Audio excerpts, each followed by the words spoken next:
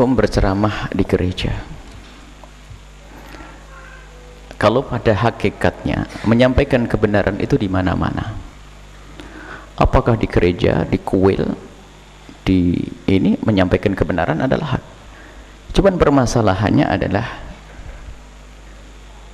di saat seseorang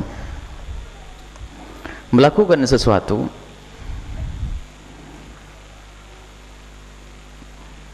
ada hal-hal yang tidak dicermati dan diperhatikan sehingga menjadi mudaratnya lebih gede, musibahnya lebih besar. Kalau misalnya yang menjandang-adakan ceramah di gereja adalah orang yang betul-betul disiplin tentang urusan agama, misalnya dia menegakkan kebenaran, misalnya apa? Meyakini bahwasanya kekafiran adalah kekafiran, setelah itu harus berlemah lembut, maka di saat mengadakan ceramah di gereja tentu tidak akan ada yang bertanya. Contohnya orang yang tegas dalam syariat, misalnya satu orang yang betul tegas di dalam syariat dan dia tidak pernah main-main tentang syariat, tidak pernah merendahkan syariat, kemudian kok tiba-tiba bertemu dikumpul di sebuah gereja, bahkan di Roma sekalipun, menyampaikan satu pesan agama syariat Nabi SAW, seperti yang pernah disampaikan oleh satu pembesar di Yordan, menceritakan tentang Islam di depan orang-orang Kristen, ada sesuatu yang mulia untuk mengangkat Islam. Akan tapi ada orang ceramah di gereja itu sampai saya tidak pernah kenal orang tersebut, hanya kita diberi sebelum mendapatkan video tentang ceramah tersebut, kami sudah mendengar bahwasanya ada video-video yang disebarkan dan orang yang bercerita mulutnya itu tajam, kotor, kemudian dia bergaul dengan orang-orang yang tidak punya kecemburuan kepada Islam. Setelah kita lihat di dalam ceramah tersebut mengucapkan sholawat saja ditarik, sholawat saja ditarik, kayak nyesel dia bersalawat kepada Rasulullah SAW. Allah SAW, shollu ala Nabi. Jadi kayak main-main tentang Islam. Ya kalau sudah ada tanda-tanda semacam itu, apa? Biarpun kalau beralasan sih, kalau memang alasan bisa bahwasanya ceramah itu kepada siapa saja.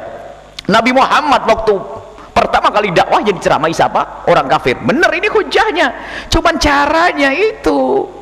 Jadi kalau orang ceramah di gereja ya mungkin satu khusus, misalnya kita diundang di gereja untuk menjelaskan tentang keagungan Nabi Muhammad, keagungan Islam, ayo saya datang.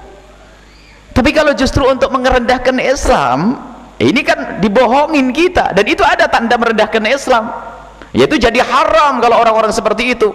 Ternyata Masya Allah caci maki, mencaci golongan Arab, mencaci ini, mencaci syariat Islam, rupanya dia adalah termasuk golongan orang yang masuk dalam Islam liberal, suka merendahkan syariat Nabi SAW. Jadi kalau orang begitu masuknya ke situ pun sudah nggak benar.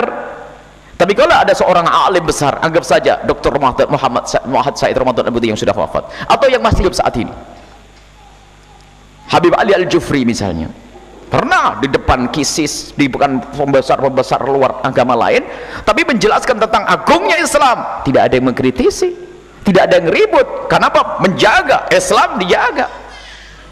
Akan tapi kalau sudah merendahkan Islam, merendahkan syariat Nabi Muhammad SAW, dan itu memang kelompok, ini kan musibah. Orang-orang munafik yang hidup zaman sekarang adalah dia itu pakai baju-baju kita, akan tapi ternyata mereka tidak bisa mengangkat syiar kita, bisa saja merendahkan syariat Nabi SAW.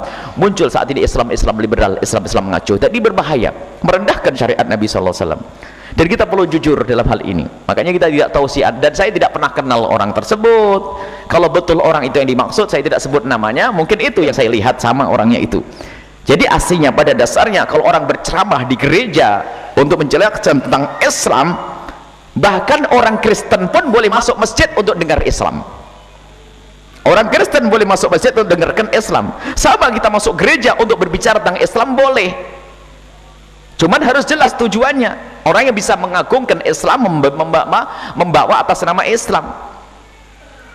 Akan tapi kalau sudah saya lihat di webnya, saya lacak webnya siapa, waduh caci maki, ngolok-ngolok kaum habaib, ngolok-ngolok ini kelas setan, kelas iblis, kelas ini. Duh, Ini bagaimana? Saya tanya lagi, benarkah webnya dia, benarkah tulisannya dia? Dan itu betul. Akhirnya ada lagi ngirim, Buya ini video terakhir, sampai mengatakan, waduh perempuan-perempuan kamu itu murah, gara-gara orang yurungi mancung tok dikekne tersebut sesuatu, pokoknya ini betul-betul kalimat-kalimat rendah.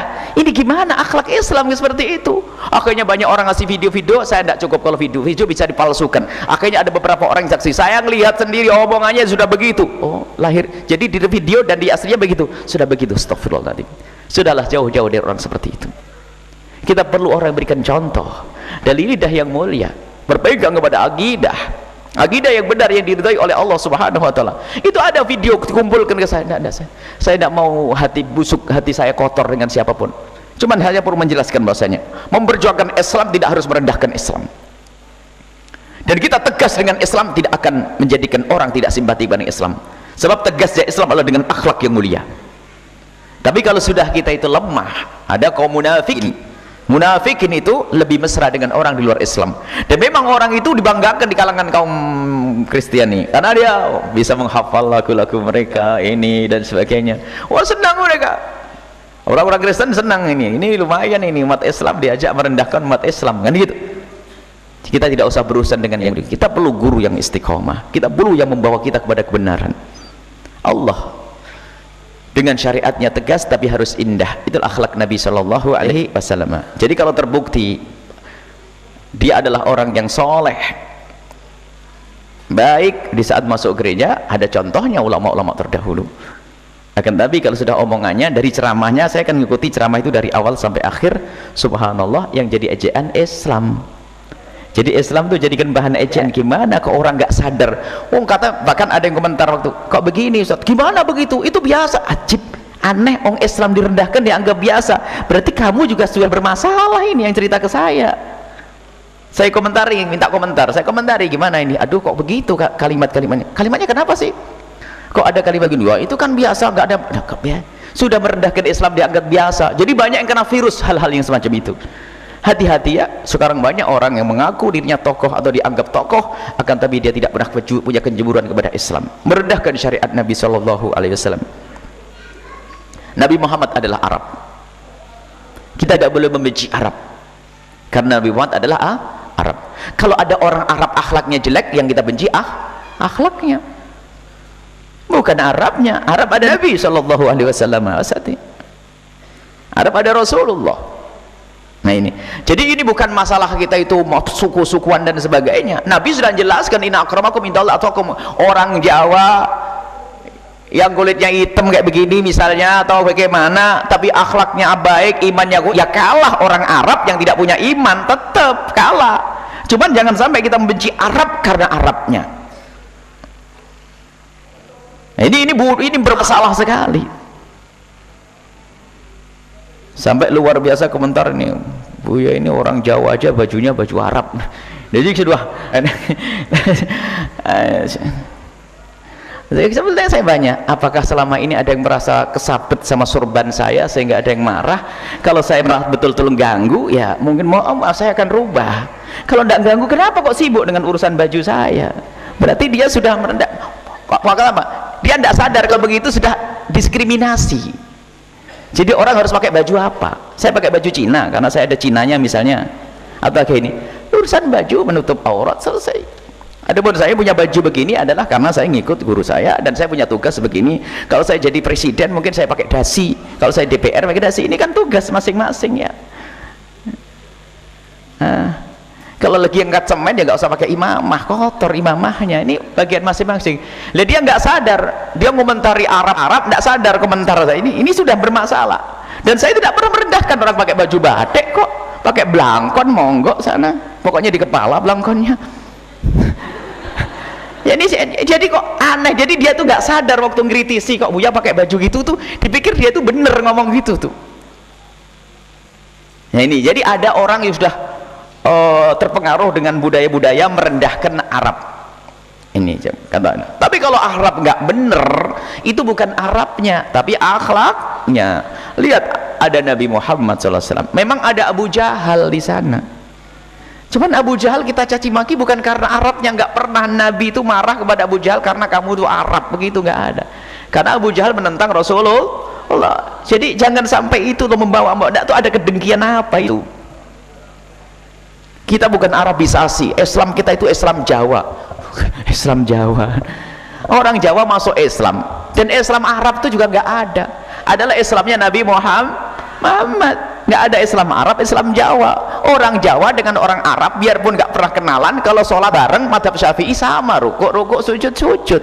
Nggak ada orang Jawa sholatnya miring sana, orang Arab miring situ, nggak ada. Kenapa kok jadi yang katanya dia anti suku-sukuan, dia sendiri telah membuat. Heran itu cara berpikirnya bagaimana itu. Merendahkan Arab, kok tahu nggak perlu diakultuskan Arab. Siapa yang mengkultuskan Arab? Ini termasuk lah, ini kelompok-kelompok seperti itu. Sisi lain dia tuh bingung di saat bicara tentang Wali Songo, dia menyanjung Arab. Loh, ini gimana nih, kok tuan wali dan sebagainya.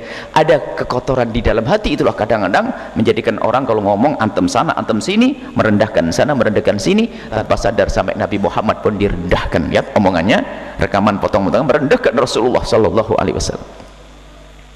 Sampai Nabi dibuat guyonan, Nabi dibuat guyonan.